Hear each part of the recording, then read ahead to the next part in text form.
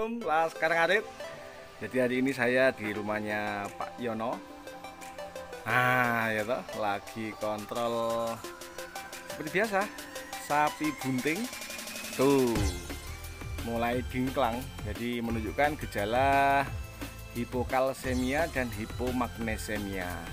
Seperti yang kemarin punyaan Pak Gino. Nah, ternyata punyaan Pak Gino informasinya hari ini sudah punya anak jantan dan ganteng. Jadi kemarin metode yang sudah kita sampaikan, cara-caranya seperti apa, kan itu ada di video saya di bawah ya. Dan ternyata alhamdulillah sukses. Alhamdulillah di dusun ini dengan metode itu semuanya berhasil. Punyaan Pak Gino, Pak Mardi, dan Mas Agus. Nah, ini kita lagi nangani punyaan Pak Yono.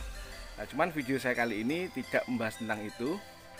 Video saya kali ini saya akan berbagi informasi dan pengalaman tentang beberapa kasus yang sapinya disuntik sendiri. Jadi ada 7 akibat dari jika sapimu disuntik oleh bukan dokter atau oleh bukan tenaga medis.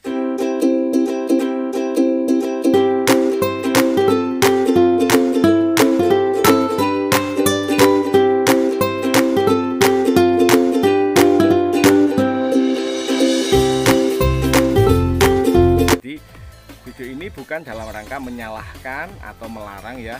Wilek sapi-sapi ini jenengan dewe ya terserah, wong dibelah wae ya ora apa-apa ya toh, ramai nundi sapi aku. Cuman saya akan bercerita ada 7 akibat jika sapi kita ditangani atau disuntik oleh yang bukan petugasnya. Nah, yang pertama adalah salah diagnosa. Ya toh, salah diagnosa. Jadi ada satu kasus waktu itu sapi ada radang pada pahanya. Ada radang pada paha. Nah, ada sapi, ada radang paha di sini. Ya toh, biasanya lek ning guru-guru kan takon toh, "Lur, obatnya apa?" Sing iso jawab muga-muga rezekine lancar ya toh, ngono toh biasane. Nah, radang paha ini dianggap sama si pemilik sebagai ini biasa, infeksi biasa. Padahal itu tidak, jadi disuntik, hanya disuntik antibiotik. Nah, ternyata itu bukan radang paha biasa. Itu black leg. Nah, black leg itu serupa tetanus tapi dia tidak kejang, hanya seluruh tubuh sapi sebagian besar itu mengalami yang namanya busuk. Nah, ya toh ngerti toh, mingketok kaya bengkak, dikira abses biasa, disuntik antibiotik yang tidak semestinya, orang efek sehingga dalam waktu 1 kali 24 jam sapi itu ambruk dan mati. Itu yang pertama. Yang kedua, kasus disuntik dhewe ya padha. Jadi sapi tiba-tiba deprok dan kaku, dikira hipokalsemia, hipomagnesemia, disuntik multivitamin dan mineral aja. Nah, dikira ming kurang kalsium, Bos. Sapine kuwi. Ternyata sapi itu mengalami tetanus. Lah sapi tetanus diwenehi mineral karo vitamin ora tegas, tetanusnya guyu dan akhirnya sapinya tetap mati. Oke, itu yang pertama, akibat dari disuntik yang bukan dokter atau yang bukan tenaga medis. Yang pertama salah diagnosa. Yang kedua, overdosis, Bos. Jadi ada satu cerita di mana pengalaman itu sapi bunting 9 bulan ya atau demam tinggi. Nah, sama tetonggone diomong ya ora usah nyeluk Pak Mantri, tak suntike wae gitu kan. Nah, ternyata disuntik obatnya sakjane bener. Tetapi kombinasinya salah dan dosisnya salah. Sehingga 3 hari dari disuntik tetangganya sendiri itu anake mati metu. Jadi gelo toh, Bos. Nah, jadi yang pertama akibatnya adalah salah diagnosa, yang kedua adalah overdosis, ya toh. Nah, dan yang ketiga abses ini saya ada satu kasus sapi yang sudah ditawar 44 juta. Sapinya biar naik truknya itu kuat sama pemilik disuntik sendiri. Saya nggak tahu obatnya tapi pemilik bercerita kemarin wingi kula suntik piyambak Pak Resa gitu kan. Suntik biar ternyata abses di paha kiri, abses dan busuk. Abses dan busuk ini pengaruh dari jarum yang tumpul dan jarum yang kotor serta jarum yang tidak ganti.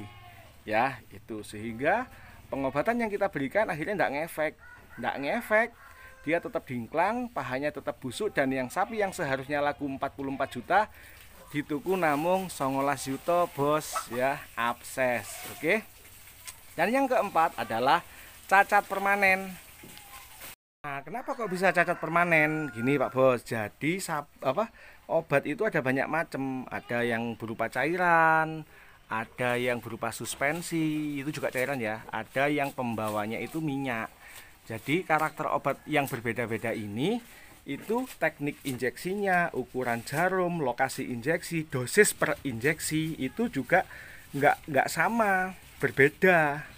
Nah itu menggunakan obat suspensi, dosisnya kebanyakan, dilebokne secara banter, jarumnya kegeden, yang terjadi penumpukan massa di site atau di titik injeksinya itu, sehingga tubuh menolak itu dan tidak bisa diserap, sehingga yang terjadi adalah cacat permanen atau dingklang permanen. Itu kasus yang terjadi di lapangan.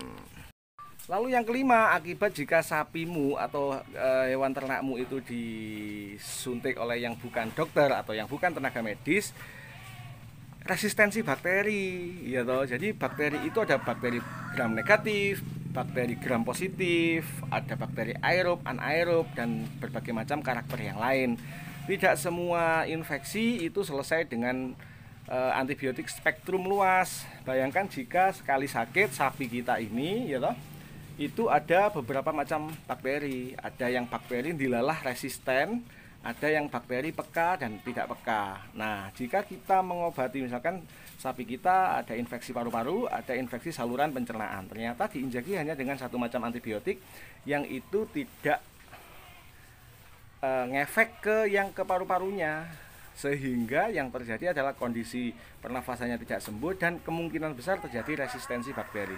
Resistensi bakteri ku ya apa? Resistensi bakteri itu bakteri ini wis kebal.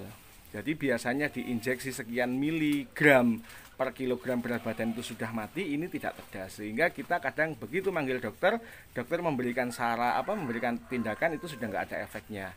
Itu yang disebut sebagai resistensi bakteri. Jadi efek yang kelima atau akibat yang kelima jika Anda menyuntik sapi Anda sendiri atau sapi Anda atau hewan ternaknya itu tidak diobati oleh yang bukan ahlinya, yaitu resistensi bakteri.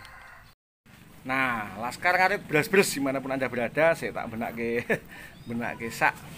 Jadi yang keenam itu ada istilahnya hipersensitivitas atau hypersensitivity atau reaksi anafilaktif alergi. Ya, jadi di setiap obat itu pasti ada kontraindikasi, ada alergi, reaksi alergi. Nah, jika kita salah menyuntik obat yang seharusnya masuk ke dalam otot, oke? Obat yang seharusnya disuntikan pelan-pelan, obat yang seharusnya diberikan dengan dosis tertentu, dilalah kita injeksikan dan obat itu masuk ke dalam vena, dan kita dorongnya terlalu cepat, maka yang terjadi adalah reaksi shock anafilaktif. Sapimu setengah jam geblak, nafasnya sudah megap-megap dan pupil mata tidak ada reaksi terhadap cahaya dan harus dipotong. Itu namanya shock anafilaktif. Jadi dampak yang keenam jika sapi kita diinjeksi oleh yang bukan ahlinya, yang bukan dokter atau tenaga medis lainnya adalah shock anafilaktif, bos.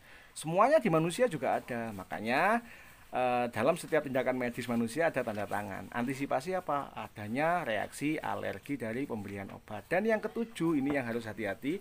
Kalau sapi-sapi kita sendiri tidak apa-apa, monggo disuntik-suntik dewe ya ora apa-apa, saya tidak ada hak untuk melarang.